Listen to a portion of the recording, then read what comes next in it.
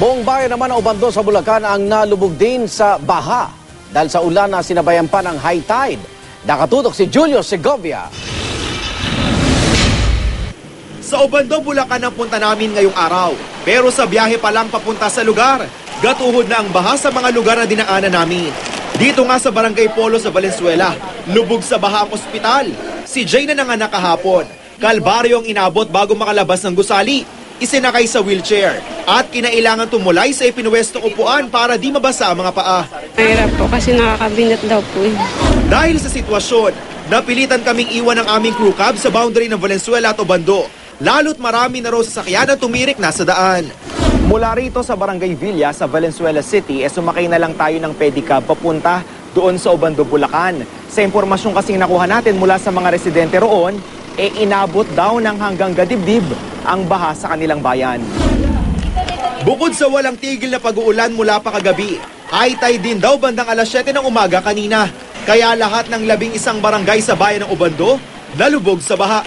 Bukas ay mas mataas, 4.6. Ngayon ay 4.3. Nasa bayan ng ulan kagabi at saka kanina, kanya napakataas. Lalaki ang tubig dito sa aming bayan kapag lamay sa damang nagpakawala. Ang 82 anyo sa si Lolo Cayetano, pilit na sinuong ang baha gamit ang kanyang tungkod. Ang aming kalagayan dito talagang nasa krisis.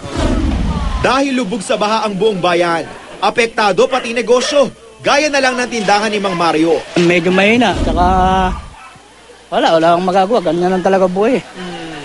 Talaga, laki pa ng tubig. 55 pamilya mula sa 2 barangay ng Obando ang inilikas ayon sa lokal na pamahalaan. Simula kagabi, nagsimula ng lumikas ang mga residente sa Barangay Pag-asa at San Pascual. Kabilang narito ang pamilya ni Aling Daisy. Sabi po ng asawa ko, Daisy, gumising ka. Sabi ko, hindi, kaya lang kakubasa. Akala ko, yun ho pala, nakalutang na po kami sa tubig. Malapit sa ilog ang bahay ni Janet, kaya kusa na rin daw siyang lumikas kaninang umaga, kasama ng kanyang 5 araw na gulang na sanggol. Habang maaga pa, hindi nandito na kami habang wala pang tubig sa bahay. May panawagan naman sa kanyang mga kaanak si Tatay Ricardo na 5 taon nang nakikipaglaban sa stroke.